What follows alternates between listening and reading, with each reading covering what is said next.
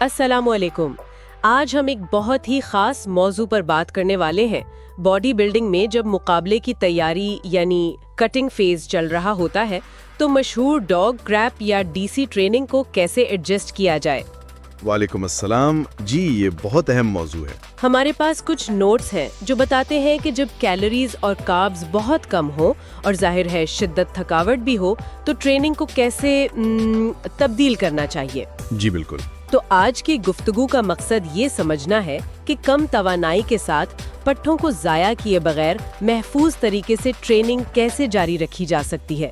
یہ ان لوگوں کے لیے خاص طور پر اہم ہے جو تیزی سے چربی کم کرنا چاہتے ہیں، ہے نا؟ بالکل، اور یہیں پر اصل چیلنج آتا ہے۔ جب آپ کا جسم شدید توانائی کی کمی میں ہو تو وہ آف سیزن والی شدت برقرار رکھنا، خاص طور پر وہ لاگ بک کو ہر بار بہتر کرنے کی کوشش۔ ہاں، وہ تو مشکل ہو جاتا ہوگا۔ مشکل ہی نہیں، بعض اوقات خطرناک بھی ہو سکتا ہے۔ آپ خود کو زخمی کر سکتے ہیں۔ اچھا، تو آئیے دیکھتے ہیں کہ یہ مرحلہ وار کیسے ہوتا ہے۔ مطلب جب کوئی کٹنگ شروع کرتا ہے تو ابتدائی طور پر کیا کرنا چاہیے؟ دیکھیں، شروع میں تو کوشش یہی ہونی چاہیے کہ جہاں تک ممکن ہو جو آپ کی نارمل ڈی سی ٹریننگ ہے وہ جاری رہے، یعنی ریسٹ پازنگ ٹیکنیک۔ جی، ریسٹ پازنگ ٹیکنیک استعمال کریں۔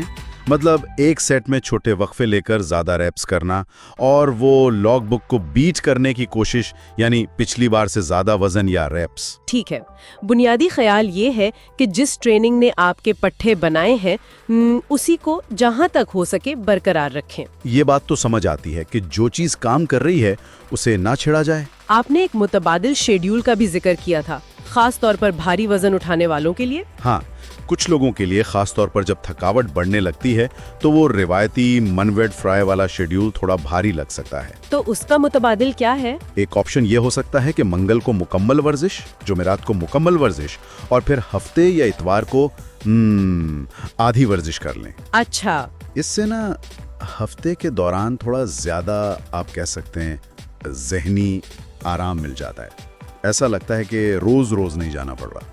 کیا یہ واقعی جسمانی بحالی میں زیادہ مدد کرتا ہے یا یہ زیادہ تر بس ذہنی طور پر آسان لگتا ہے؟ میرا خیال ہے دونوں چیزیں۔ تھوڑا وقفہ شاید بحالی میں مدد دے، لیکن اکثر یہ ذہنی دباؤ کم کرنے میں زیادہ مددگار ہوتا ہے۔ ٹھیک ہے، تو یہ تو ہو گیا پہلا مرحلہ۔ پھر اگلا مرحلہ کب آتا ہے؟ یہ تب آتا ہے جب باڈی بلڈر کو ورزش کے دوران نمایاں طور پر زیادہ تھکاوٹ محسوس ہونے لگے، جب ریکوری سست ہو جائے۔ اوکے، اس مقام پر پھر شیڈیول اور ٹریننگ کا انداز دونوں بدل جاتے ہیں۔ کیسے؟ اب جسم کے حصوں کو زیادہ کثرت سے ٹرین کیا جاتا ہے، لیکن ہر سیشن بہت مختصر ہوتا ہے۔ اچھا، مثال کے طور پر ایسا ہو سکتا ہے: پیر کو سینہ، کندھا، ٹرائسیپس، منگل کو بائسیپس، بازو، کمر، بدھ کو آرام، جمعرات کو پنڈلیاں، ہیمسٹرنگز، کوارڈز، اور پھر یہ سائیکل دہرایا جاتا ہے۔ او واو، تو ہر باڈی پارٹ زیادہ بار ٹرین ہو رہا ہے؟ جی، لیکن ہر بار بہت مختصر۔ ریسٹ پازنگ اب بھی استعمال ہو سکتی ہے، لیکن شاید ہر باڈی پارٹ کے لیے صرف ایک ہی بہت ہی مختصر ریسٹ پاز سیٹ۔ تو مقصد کیا ہے اس کا؟ مقصد یہ ہے کہ پٹھوں کو متحرک رکھا جائے، لیکن ورزش اتنی مختصر ہو کہ جسم جلدی سے توانائی بحال کر لے۔ شدت برقرار رکھنے کی کوشش، مگر حجم بہت کم۔ سمجھ گئی، تاکہ جسم سنبھال سکے۔ اور پھر وہ آخری مرحلہ آتا ہے جو سننے میں کافی شدید لگتا ہے، مقابلے سے کوئی 3 سے 6 ہفتے پہلے والا، جب باڈی بلڈر وہ کہتے ہیں نا چلتی پھرتی زومبی والی حالت میں ہوتا ہے۔ ہاں بالکل، یہ وہ وقت ہے جب توانائی بالکل نچلی سطح پر ہوتی ہے۔ یہاں سب سے اہم تبدیلی یہ ہے کہ ریسٹ پازنگ کو مکمل طور پر روک دیا جاتا ہے۔ مکمل طور پر کیوں؟ حفاظت کے لیے اور شدید تھکاوٹ کی وجہ سے۔ دیکھیں، جب کیلوریز اتنی کم ہو تو پٹھوں کی مرمت اور اعصابی نظام کی بحالی کی صلاحیت بہت کم ہو جاتی ہے۔ صحیح۔ ایسی حالت میں ریسٹ پازنگ جیسی شدید ٹیکنیک فائدے کے بجائے نقصان دے سکتی ہے۔ چوٹ لگنے کا خطرہ بہت بڑھ جاتا ہے۔ تو پھر ٹریننگ کیسی ہوتی ہے اگر ریسٹ پازنگ نہیں کرنی؟ اس مرحلے میں ہر باڈی پارٹ کے لیے سیدھے سیٹس میں 2 مختلف ورزشیں کی جاتی ہیں۔ بس صرف 2 ورزشیں؟ جی، اور ریپ رینج کافی زیادہ رکھی جاتی ہے، جیسے 10 سے 20 ریپس یا کبھی کبھی 15 سے 30 ریپس تک۔ اچھا، مثال دیں گے؟ مثال کے طور پر پیر کو سینے کے لیے इंक्लाइन स्मिथ मशीन पर 10-20 रेप्स का एक सेट और फिर शायद फ्लैट डंबल प्रेस के 15-30 रेप्स का एक सेट। बस सीने का काम खत्म। यानी वजन कम, रेप्स ज्यादा और हुजम भी बहुत कम। बिल्कुल। इस वक्त मकसद पट्ठों को बढ़ाना नहीं, बल्कि सिर्फ उन्हें बरकरार रखना, उन्हें मुतहर्रिक रखना और सबसे अहम महफूज रहना है। ये बिल्कुल वाज़ेह हो गया। तो आखिरी मरहले में तरजीह सिर्फ पट्ठों को बचाना और चोट से बचना है। जब कोई इस आखिरी थका देने वाले फेज में हो तो हिफाजत के लिए किन उमूमी बातों का ख्याल रखना चाहिए? कुछ अहम चीजें हैं।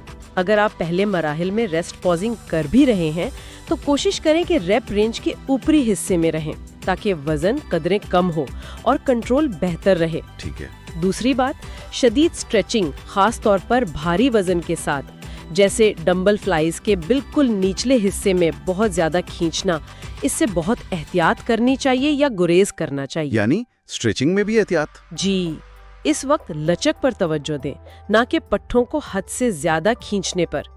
बुनियादी असूल ये है कि अपने जिस्म की सुने और गैर जरूरी खतरात मोल ना लें। बहुत खूब। तो किस्सा मुख्तसर, मुकाबले की तैयारी के दौरान डीसी ट्रेनिंग कोई एक जामिद चीज नहीं है। ये आपकी तवानाई की सतह और थकावट के मुताबिक मरहलावार बदलती है। जी। शुरू में शिद्दत और लॉगबुक को बेहतर करने की कोशिश से लेकर फिर मुख्तसर ज्यादा बार होने वाले सेशंस और आखिर में हिफाजत और पट्ठों के तहफ़्फ़ुज़ पर मबनी सीधे सेट तक। बिल्कुल सही कहा आपने। और इस पूरी गुफ्तगू की अहमियत ये समझने में है कि ट्रेनिंग के असूल वो शदीद जिस्मानी दबाव जैसे सख्त डाइटिंग के तहत कैसे लचकदार बन जाते हैं, कैसे एडजस्ट होते हैं। सही। ये सिर्फ डीसी ट्रेनिंग की बात नहीं, बल्कि ये किसी भी शदीद ट्रेनिंग प्रोग्राम को मुश्किल हालात में महफूज तरीके से एडजस्ट करने का एक अमली मुजाहिरा है। ये वाकई बहुत मुफीद मालूमात हैं।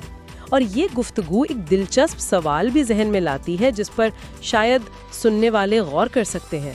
जी। चूंकि मुकाबले के करीब आते आते ट्रेनिंग की शिद्दत और हजम दोनों ही कम कर दिए जाते हैं, तो क्या दूसरे अवामिल जैसे कि ग़िज़ाइयत का सही वक्त पर लेना, खुराक का इंतखाब या शायद ज़हनी हालत को संभालना, जिनकी तफसील इन नोट्स में नहीं थी, क्या वो चीज़ें उन आखिरी हफ्तों में पट्ठों को बचाने के लिए निस्बतन ज़्यादा अहम हो जाती हैं?